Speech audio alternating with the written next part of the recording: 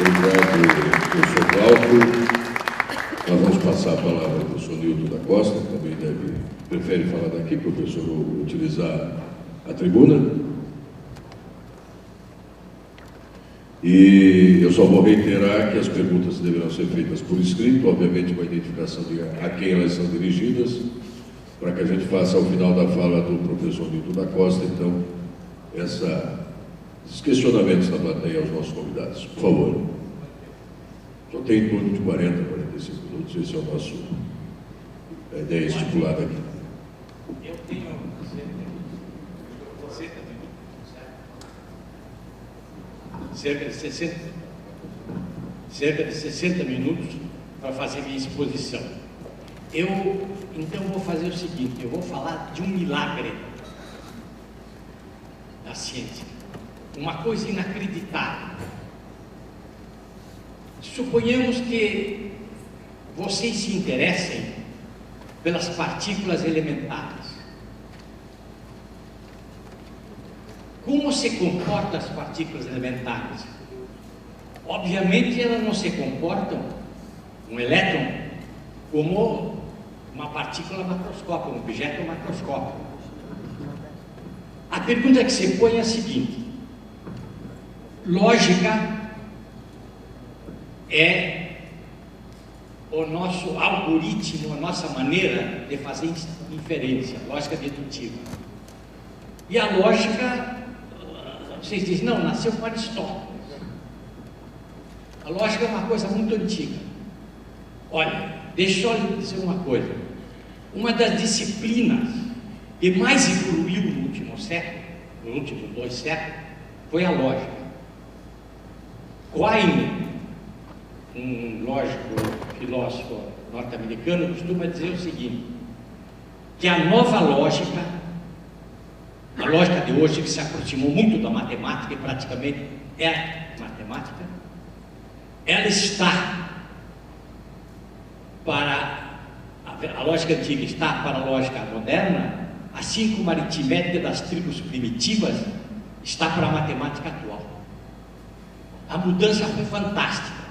Então, a pergunta que se põe é a seguinte: as partículas atômicas funcionam, comportam-se como os objetos macroscópicos com os quais eu estou acostumado?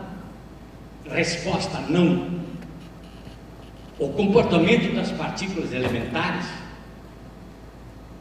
ela é completamente diferente dos objetos nos quais estamos habituados. Ela está sujeita a uma lógica diferente da lógica tradicional. E quando eu falo lógica tradicional, não é a lógica aristotélica, isso que vocês geralmente encontram nas universidades brasileiras, uma lógica de 2000 anos. A lógica evoluiu. Quando eu falo em lógica, quero dizer essa lógica simbólica, matemática atual, que começou no começo do século XIX, meados do século XIX, com Frege, com Russell, e no século XX com Russell e Whitehead e outros. Mas voltamos à partícula elementar.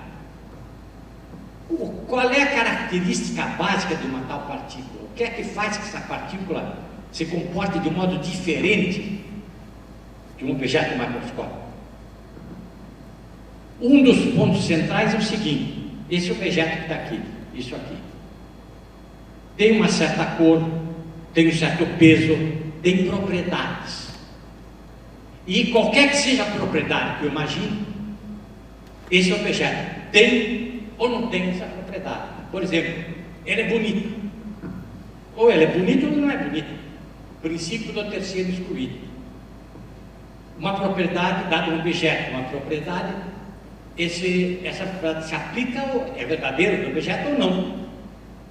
Pois bem, as partículas elementares não são assim. Em certas situações, se eu for estudar uma partícula, em certas situações, as propriedades quânticas que ela pode ter, ou ela tem ou não tem, mas existe uma porção de outras propriedades que não tem sentido dizer nem que ela tem, nem que ela não tem. Ou seja, um dos princípios fundamentais da lógica é derrogado. O princípio do terceiro fluido diz o seguinte: todo objeto possui ou não possui uma determinada propriedade. As partículas elementares se comportam de um modo diferente.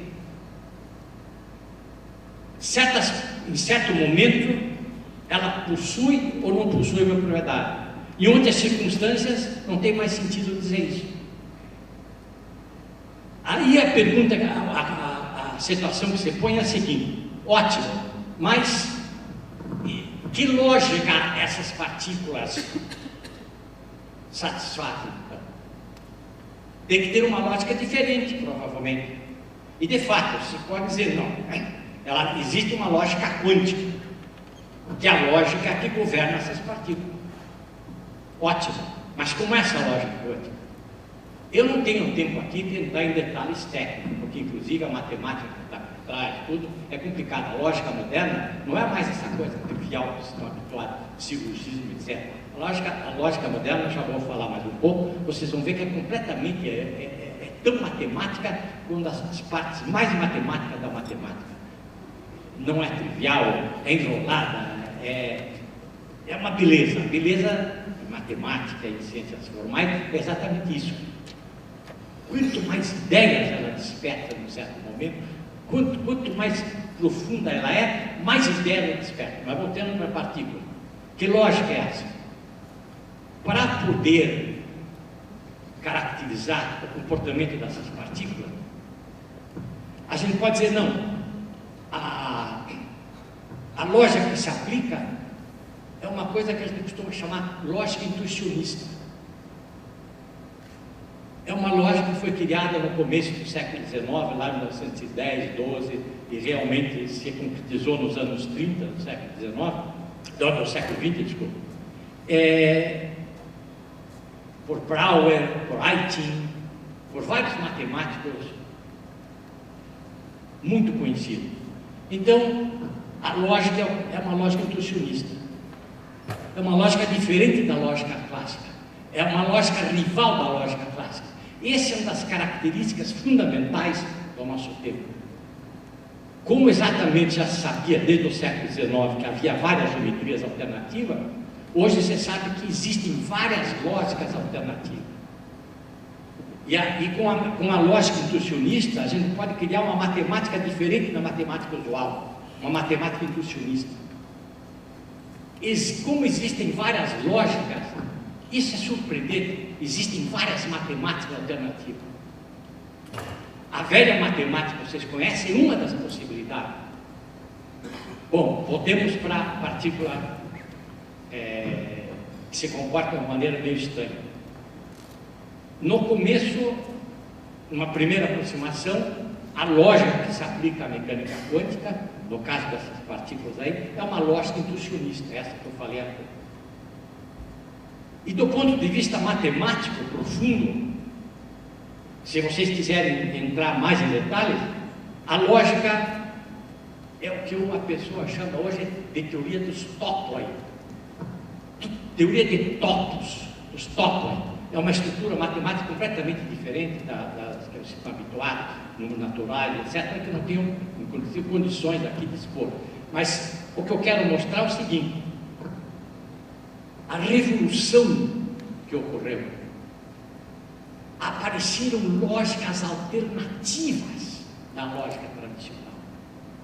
Não da lógica tradicional como Aristóteles formulou, completamente démodé, da lógica tradicional na forma mais atual, devido principalmente, como eu disse, a Russell, Freire e outros, que é extremamente matematizada, etc.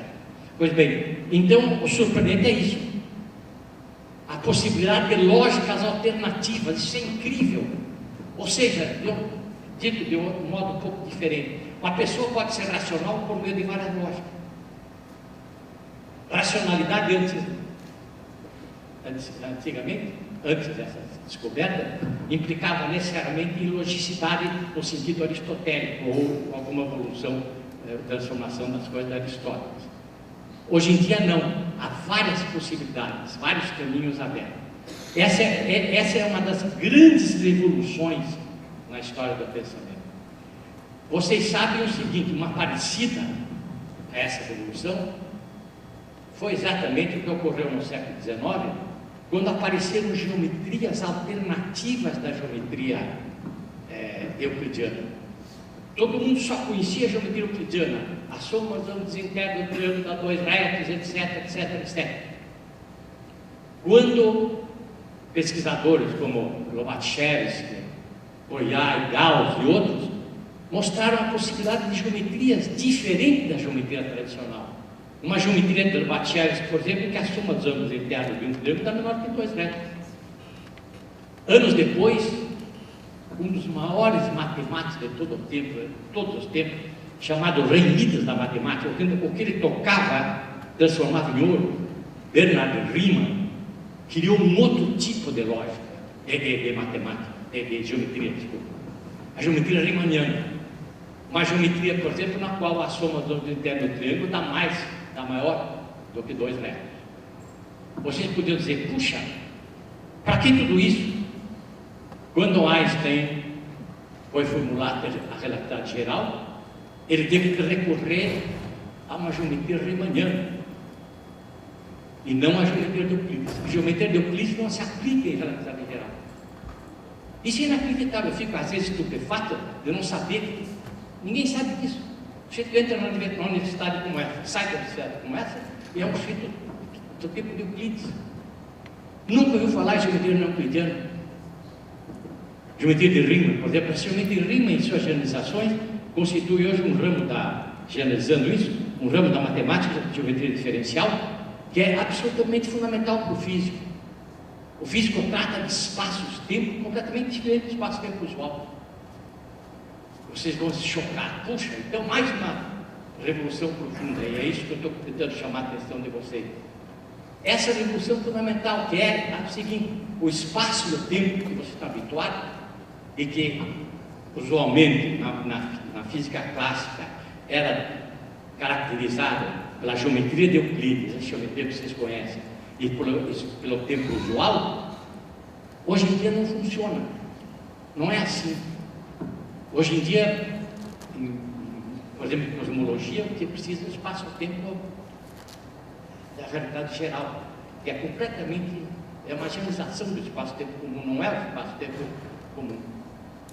Então, houve uma revolução nos séculos XIX e XX, houve uma revolução assombrosa.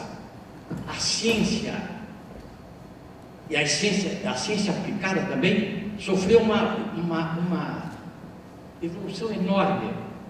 Eu quero me referir aqui, quando falo em ciência aplicada, certo? Principalmente as aplicações da física, da química. Houve uma mudança completa em mecânica quântica, por exemplo. Mecânica quântica, quando eu disse que trata dessas partículas elementares, essa teoria começou a ter uma lógica diferente. Aí surge o seguinte problema: as partículas, para poder tratar de partículas, não basta a mecânica quântica comum. A mecânica quântica comum usa espaço-tempo usuais, o espaço da geometria euclidiana que vocês conhecem e o tempo usual. Mas no caso da teoria mais complicadas, teoria de quântica de campos e outras coisas, precisam de espaço-tempo diferente. Então, a mesma coisa, o que aconteceu em geometria aconteceu com a lógica. Vocês têm lógicas alternativas e vocês têm lógicas que se aplicam às diversas áreas, como, por exemplo, uma lógica quântica virada para a mecânica quântica. Isso é uma revolução do ponto de vista filosófico, do ponto de vista matemático, do ponto de vista científico, inacreditável. E o assombroso é que uma quantidade mínima de pessoas, por exemplo, aqui no Brasil, sabe, tapar dessa revolução enorme que ocorreu, ouviram falar em Einstein, ouviram falar em mecânica quântica, etc., não sabem o que está por trás. E mais do que isso, o surpreendente é o seguinte, é que uma teoria como a mecânica quântica, que provavelmente tem que ser pensada de um modo completamente diferente da maneira usual, quando você faz ciência comum, ela tem as aplicações mais incríveis. Todo tipo de aplicação, raios laser, bomba atômica, bomba de hidrogênio, etc, etc. Vejam que coisa interessante. Quanto mais abstrata a mecânica quântica e a teoria quântica de campos e as coisas aparentes, elas são tremendamente complicadas do ponto de vista matemático, do ponto de vista físico, etc. E, no entanto, você tem as aplicações mais profundas possíveis. O que a ciência está fazendo hoje é uma loucura. Não só do ponto de vista teórico, mas do ponto de vista aplicado. Quando eu falo em ciência, eu recorto a matemática, a lógica, a física e no máximo a química. As outras desconheço. Então, preciso restringir isso. E é inacreditável, muda a maneira de pensar. Voltando à teoria dos tópicos e lógica inducionista, etc., foi criado um algoritmo lógico, matemático, abstrato, para tratar dessas questões. Qual não foi a surpresa quando coisas parecidas, algoritmos parecidos, completamente afastados do nosso cotidiano, começaram a se aplicar na economia e em várias outras áreas de aplicação. Bom, então eu queria dizer isso. A ciência atual, a física atual, avise quando chegar, não me deixa ultrapassar o tempo aí. Ok.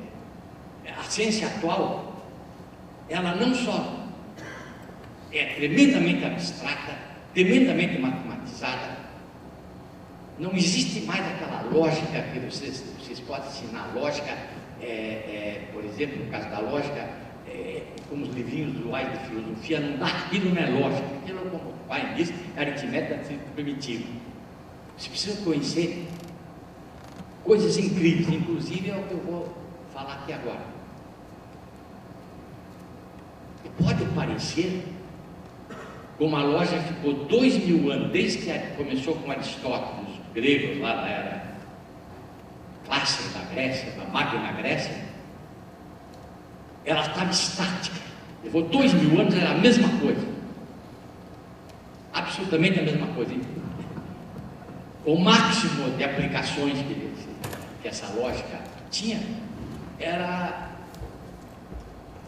com o emprego de alguns professores de lógica, padres especialmente. Ou então, um caso muito interessante, eu não sei se sabem que na Idade Média existia, deixa eu fazer um parênteses, a lógica do cachorro. Já viram falar nisso? A discussão foi enorme, porque vejam bem, olha, a lógica do cachorro é uma coisa importante. Suponhamos que eu tenha aqui uma parede, tenha 3 buracos, e que solta uma raposa, a raposa desaparece com desses buracos, e vocês colocam um cachorro para ir atrás da raposa. O cachorro vai no primeiro buraco, cheira, sai correndo, vai para o segundo buraco, cheira, e ele vai para o outro buraco procurar a raposa sem cheirar. Ele raciocinou, não passou por esse buraco, não passou por esse, só tem mais um, então ela passou por aquele. A gente pode fazer experiência com o cachorro. Na Idade Média, a patriarcada fazia. E o cachorro parece que conhece uma lei lógica que é o seguinte: A ou B ou C ou D, não A, não B, não C, logo D. Chama-se isso silogismo disjuntivo. Então, a lógica do cachorro. Essa foi uma das aplicações incríveis da lógica. Já é uma aplicação, mas na verdade ela não tinha aplicação nenhuma. Agora, a lógica moderna é uma loucura. Eu vou mencionar 2 aplicações, porque eu estou tentando descrever a situação da lógica, que é uma das minhas áreas, fundamentos da física e da matemática, que eu me dedico, como eu encontrei nessa evolução criavam-se novas lógicas, apareciam coisas incríveis relacionando a lógica com a mecânica quântica. Antigamente a lógica e a matemática eram absolutamente viviam num céu platônico, assim, fora do espaço e do tempo. Quando apareceu a mecânica quântica, relatividade e tal, houve um maior intercâmbio entre disciplinas teóricas como a lógica e as disciplinas físicas, por exemplo. Hoje em dia, grande parte do que se faz em lógica é motivado pela mecânica quântica.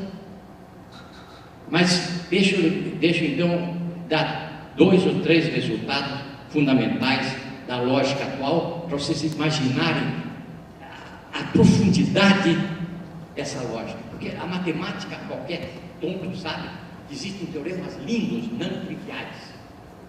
Esses teoremas, para fazer a demonstração, para poder, é complicado. Mas ninguém imaginava que em lógica isso pudesse ocorrer. Pois bem, eu vou dar 2 ou 3 exemplos de resultados absolutamente inacreditáveis, tremendamente complicados, tão complicados como qualquer teorema da matemática usual, dos mais complicados, por mais complicado que seja, e que são absolutamente fundamentais. 2 deles foram obtidos por um matemático austríaco, depois radicado nos Estados Unidos, foi um dos maiores matemáticos de lógica de todos os tempos, Kurt Gödel. Gödel foi uma loucura o que ele fez. Se vejam só se não é inacreditável um dos teoremas dele.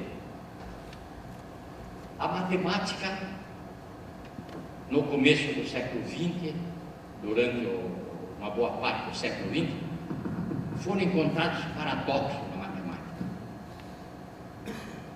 Bertrand Russell, por exemplo, descobriu um paradoxo incrível na teoria dos conjuntos. Eu não posso entrar em detalhes, mas mais ou menos é o seguinte: imagine um conjunto de todos os conjuntos. Parecia lícito isso em matemática. A totalidade de um conjunto envolvendo todos os conjuntos. Agora, pode ocorrer o seguinte, que dado um conjunto, ele pertence a ele mesmo ou não. Se eu pegar o conjunto de todos os conjuntos, ele é um conjunto, ele tem que pertencer. Se eu pegar o conjunto vamos dizer, das mulheres, não pertence. Então, Russell perguntou: será que o conjunto de todos os conjuntos que não se pertencem a si mesmo, será que ele se pertence ou não se pertence a si mesmo? E ele demonstrou o seguinte: o conjunto de todos os conjuntos que não se pertencem a si mesmo, pertence a si mesmo se somente se não se pertencer. Arrebentou a teoria dos conjuntos. Isso é uma contradição. Na lógica tradicional, uma contradição numa teoria vicia a teoria. Tem um resultado que diz o seguinte: se a gente demonstrar uma contradição numa teoria matemática, tudo é teorema da teoria, da linguagem da teoria. Tudo pode ser demonstrado a partir de uma contradição. Então, a teoria é trivial. E o grande problema que se punha na época, nos anos 20 mais ou menos, foi formulado principalmente por um matemático que talvez tenha sido um dos grandes matemáticos de todos os tempos, David Hilbert, com H. Ele se propôs o seguinte: assim, é preciso, de algum modo, provar que a matemática padrão, essa matemática nossa, não nos leva à contradição. Não levar à contradição quer dizer é consistente. O problema é da consistência da matemática. A ideia genial de Russell. De algum modo, eu tenho que achar algum modo de justificar a própria matemática. Porque eu descobri paradoxos no meio da matemática.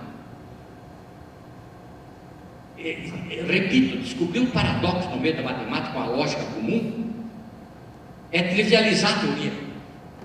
Tudo é demonstrado. Não precisa, de uma contradição sai qualquer coisa. Isso é uma lei lógica. Se vocês pegarem os princípios lógicos da lógica clássica, provam isso. Se numa teoria houver uma contradição, há e não há, Tudo é teorema, qualquer proposição B é teorema da teoria. Isso é um resultado ótimo. Bom, então, Hilbert se propôs, Hilbert era professor em Göttingen, que na época, na década de 20, era paraíso da matemática. A Alemanha era o maximorum da matemática. Matemáticos geniais estavam trabalhando com Hilbert. E ele se propôs, ele e a escola dele, demonstrar a consistência da matemática clássica inteira. Ele conseguiu fazer várias coisas interessantes, a geometria, se a aritmética for consistente, a aritmética comum, a geometria também é, etc, etc, várias coisas. Mas havia um grande problema. Todos os problemas de consistência de teoria se reduziam à consistência da aritmética. Se eu conseguisse provar, de alguma maneira, inclusive seguindo lá com certas ideias de Hilbert, sobre as quais eu não posso entrar aqui, se eu conseguisse demonstrar que a aritmética é consistente, se eu fosse capaz de legitimar a aritmética dos números naturais, que ela fosse consistente, então a matemática inteira seria. Aí que surge Gödel com 20 anos. Ele bolou uma série de artifícios. Por exemplo, ele imaginou a linguagem da aritmética, por exemplo, é composta de símbolos, de fórmulas, etc. Então eu posso numerar os símbolos. Cada símbolo vai ter um número apropriado, chama-se número de Gödel. Dá um pequeno truque lá, e a partir dos números que você dá aos símbolos, você dá para as fórmulas, dá para tudo. Ou seja, Gödel aritmetizou as teorias aritméticas, não a linguagem da aritmética. A linguagem da aritmética passou a fazer parte da própria aritmética. E isso de qualquer teoria matemática. Qualquer teoria matemática, eu tenho a linguagem, eu posso transformar aqueles símbolos todos em números, chama-se isso aritmização de Gödel, não é uma coisa simples, e transformo a consistência da teoria num problema de aritmética. Ser consistente, satisfazer uma teoria consistente, satisfazer uma certa condição que pode ser expressa por meio de números naturais, expressável na linguagem da aritmética. E aí tem o resultado de Gödel inacreditável. É impossível demonstrar a consistência da aritmética em uma teoria mais fraca que a própria aritmética. Ou seja, se eu quiser provar que a aritmética é consistente, a única saída é aceitar que a própria aritmética é consistente. Na realidade, não existe uma única teoria matemática que não seja idiota, que não seja trivial, que eu tenha certeza que ela não vai me envolver em contradição e, portanto, que eu tenha certeza que ela funciona. Aquela nossa certeza matemática, eu estou cansado de ouvir isso, né? A matemática é a ciência das verdades verdadeiras, intuitivas, claro, é uma bobagem isso. Mas Gödel não ficou só nisso. Gödel se propôs uma segunda coisa. Ele disse o seguinte: se eu formalizar uma teoria, eu posso querer saber se uma determinada fórmula é ou não é teorema da teoria, é ou não é demonstrável na teoria. Isso é importante, deixa eu abrir um parênteses. Durante 2000 anos, vários geômetras tentaram demonstrar o postulado de Euclides, que por um ponto da forma de uma reta passa uma paralela, passa uma e uma só, paralela a essa reta, e a partir dos outros axiomas. Quer dizer, eu pego os axiomas mais ou menos aceitáveis da geometria euclidiana e pego o axioma da escolha, o axioma das paralelas. Por uma série de circunstâncias, o axioma das paralelas, formulado assim, por um ponto da forma de uma reta, no plano da reta, só passa uma paralela, uma única, causou problema com os gregos. Não tenho tempo para entrar em detalhes, há razões para isso, muito interessantes. Então o problema é o seguinte: se eu conseguisse demonstrar esse postulado, que não era bem o de Euclides, mas era equivalente, se eu conseguisse demonstrar isso a partir dos outros postulados da geometria, teorema de geometria, então estava resolvido o problema. Mas com a criação das geometrias não euclidianas, se mostrou que isso é impossível. O axioma de Euclides é independente dos outros axiomas. Ele não pode ser demonstrado com os outros axiomas. Mais do que isso, se eu pegar a geometria, os outros axiomas da geometria, e colocar aqui a negação do axioma da escolha, algum tipo de negação, eu posso fazer uma nova geometria. Então, o que Gödel começou a abordar foi o seguinte: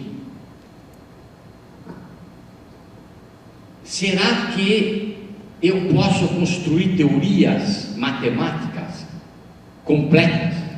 Teorias matemáticas que digam o seguinte: se algo for verdadeiro na teoria, é demonstrável. Eu não estou sendo rigoroso ainda, só que precisa tomar muito cuidado com essas coisas que estou dizendo. Eu seria reprovado por mim mesmo numa exposição tranchando de lógica. Bom, mas voltemos para cá. Gödel demonstrou uma coisa inacreditável. Gödel demonstrou que qualquer teoria matemática consistente, que contenha aritmética, não seja trivial, não seja uma bobagem, é incompleta. Existem teoremas, existem proposições da linguagem da teoria, que nem eles, nem suas negações são demonstradas na teoria, que não sai da teoria. Ou seja, a matemática é inteiramente incompleta. É incrível isso. Você está cansado de ouvir esse tipo de burrice. Quem diz matemática diz demonstração. Isso é besteira. Matemática não é só demonstração. Gödel.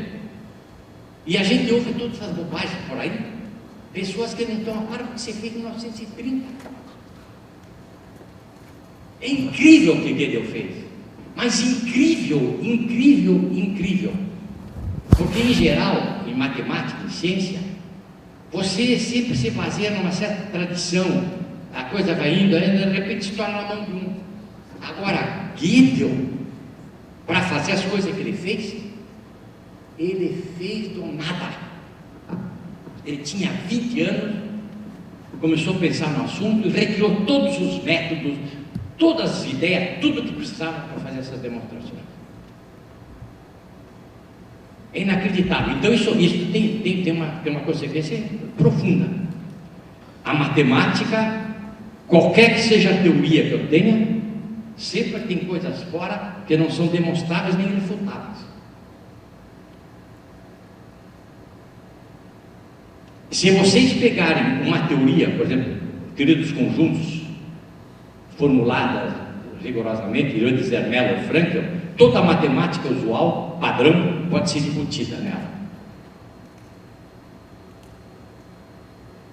Mas de acordo com o que Gödel disse, Zermelo e Fraenkel, que contém toda a matemática padrão, não contém todas as proposições, todas as coisas que eu posso dizer nessa teoria.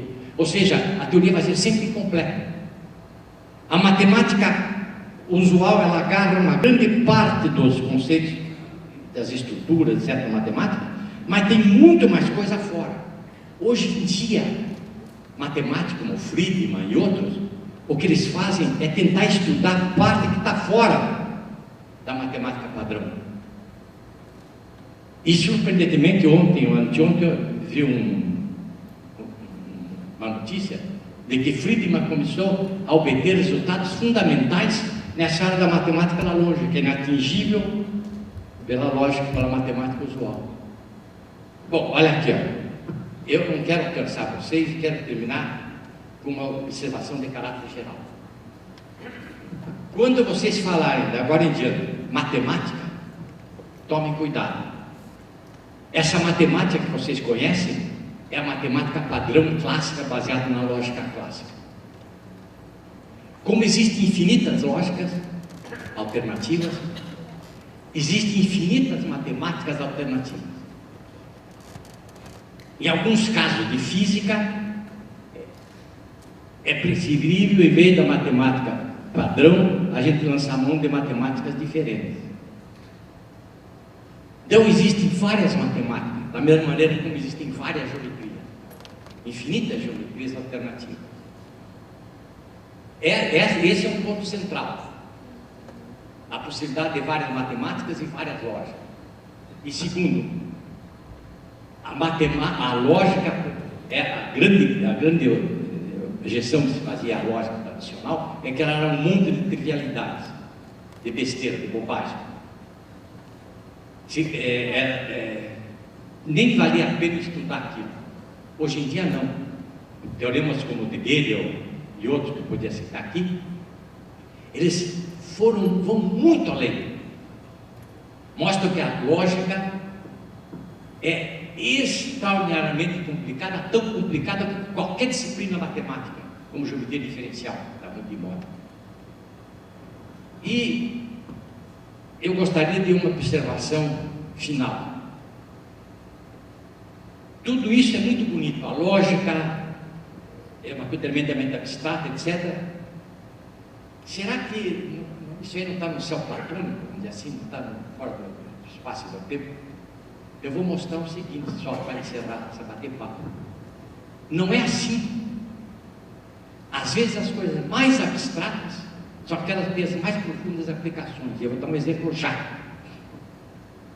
Suponhamos que eu pergunto a um de vocês. Vocês têm um computador. Vocês sabem que é um bug lá, um vírus no computador. Sabem que é o vírus. Então, uma das coisas que vocês podiam pensar é o seguinte: se eu tenho um computador, para evitar que o desgraçado computador seja atingido por um vírus, eu vou meter no computador um programa que mate os vírus. Problema: será que existe algum programa que eu possa meter de um computador usual, comum, qualquer computador, e que previna esse computador de ser atingido por um vírus? Teorema de Turing, um dos grandes lógicos do nosso tempo, um teorema puramente lógico, faz parte da teoria das máquinas de Turing. A teoria das máquinas de Turing máquina de Turing, uma coisa abstrata, das quais, ao que todos os computadores usuais são casos físicos dessa teoria geral de máquina de Turing. Máquina de Turing é uma coisa abstrata. Pois bem, graças a essa teoria de Turing, um grande lógico inglês, ele demonstrou o seguinte: não existe antivírus universal. Cada família de vírus do computador, vocês têm que ad hoc colocar um antivírus, um programa que mata. Não existe uma coisa, não há maneira geral de prevenir a entrada de um vírus no computador. Cada vez mais os programas antivírus são cada vez mais enrolados e mais poderosos, mas ao mesmo tempo cada vez os vírus são cada vez mais poderosos e mais atrapalham a nossa operação do computador. Olha aqui, eu podia estar falando aqui feito louco, muito,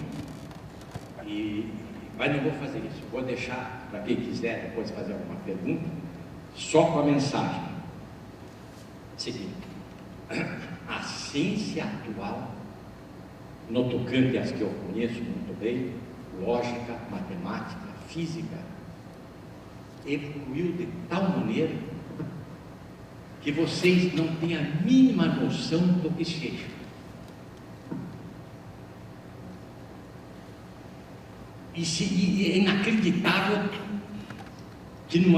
que nas universidades, principalmente nas universidades brasileiras, mas isso eu conheço Estados Unidos, Europa, Espanha, tudo, Austrália, a bagunça é geral, mais ou menos, não tanto quanto aqui no Brasil.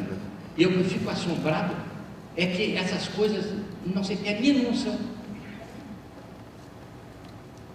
Um dia desses, me chamaram e disseram: nós vamos levar você numa universidade brasileira para ter uma conversa com o reitor que conhece matemática, e você fale de alguma coisa moderna, atual, sobre matemática. E eu disse, não, vou lá falar com o reitor. Fui lá. E aí eu falei para ele assim, olha, pois é geometrias não euclidianas. Aí ele me olhou assim, um negócio do século XX, de 1820. Geometrias não euclidianas? Digo, geometria em que as somas dos internos do triângulo pode ser menor que 2 retos, ou maior que 2 retos, etc. Ele olhou para mim e disse, professor, eu não sabia disso, eu acredito no que o senhor está dizendo, porque o senhor... Como é possível que a gente viva no século XX, XXI, e tenha a mente do tempo de Aristóteles? É inacreditável isso. A beleza da matemática, o que você está fazendo nas fronteiras da matemática, de vez em quando deviam haver conferências, palestras, extras, para que as pessoas tivessem a par disso. Bom, foi um grande prazer poder estar aqui com o meu colega e o seu reitor, e até uma próxima oportunidade. Obrigado, professor. Glauco, para terminar o seu recado final aqui, seu recado final, despedida para o pessoal que está aqui conosco no auditório, mas quem acompanhou ou estará acompanhando pela TV UFSC aqui também. Mude o paradigma nos planos de desenvolvimento futuro.